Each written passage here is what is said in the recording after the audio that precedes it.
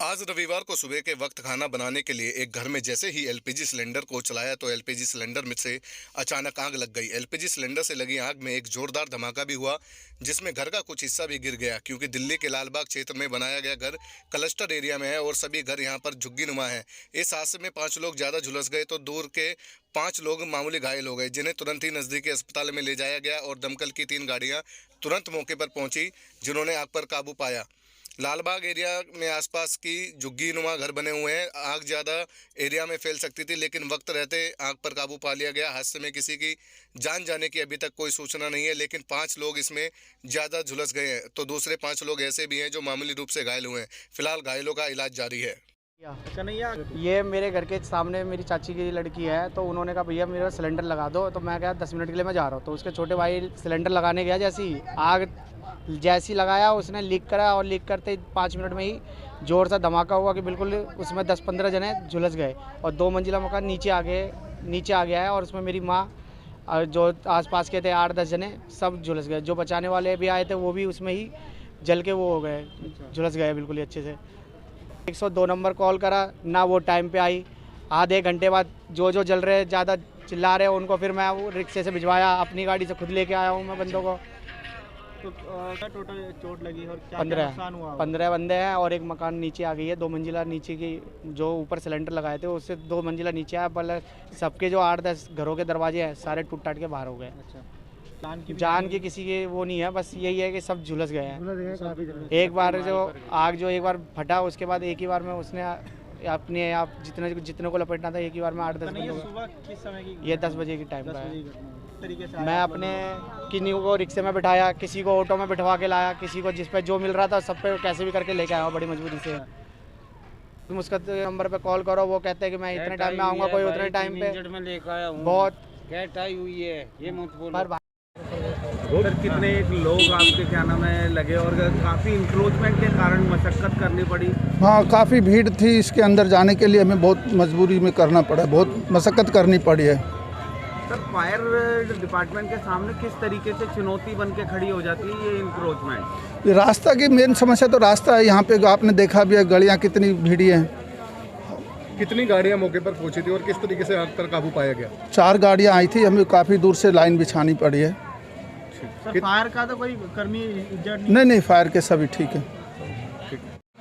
विधायक जी, इस हादसे में एक इंक्रोचमेंट को बड़ा कारण बताया जा रहा है कि अगर इंक्रोचमेंट नहीं होती तो हादसे को कम किया जा सकता था, कैजुअल्टियाँ कम होती, तो इसके लिए क्या कदम उठाए जाएंगे? ये बहुत दुखद घटना हुई है और कैजुअल्टी नहीं है, लोग इंजर्ड हुए हैं। अभी भगवान की कृपा रही है कि कोई अभी कैजुअल्टी नहीं है और ना डॉक्टर से भी लगातार संपर्क में है BGRM में। तो मेरा ये मानना है कि जो भी चीज़ें हैं उसको भी बैठ के आगे उस पर डिस्कस करेंगे। अभी तो जितने लोग फंसे हुए थे उनको निकालना एक प्राथमिकता थी और उन लोगों का इलाज प्राथमिकता के स्तर पर रखा गया है।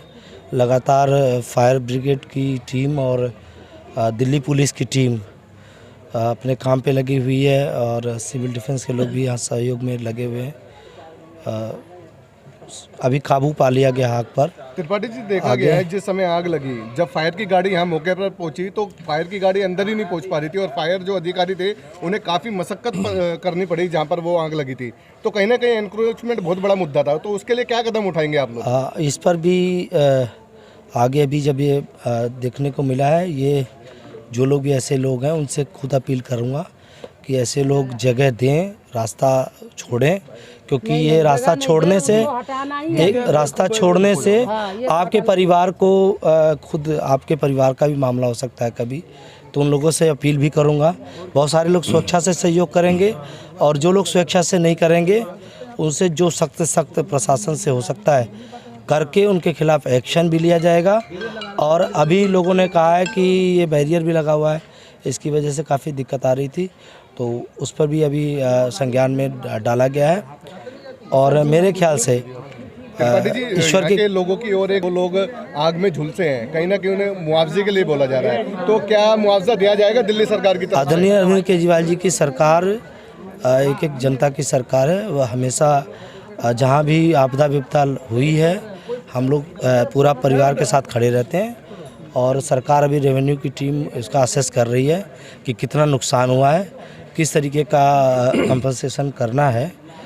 जैसे वो उसका आकलन करके देते हैं, एक एक परिवार को जिसका नुकसान हुआ है उसको कंपनसेट भी करेंगे और जो भी हर संभव मदद जितनी हो सकती है मैक्सिमम स्तर पे किया जाएगा। कहीं भी सरकारी स्तर पे भी प्राइवेट स्तर पे भी हम लोग बहुत सारे लोगों से अपील करेंगे कि हम सब मिलकर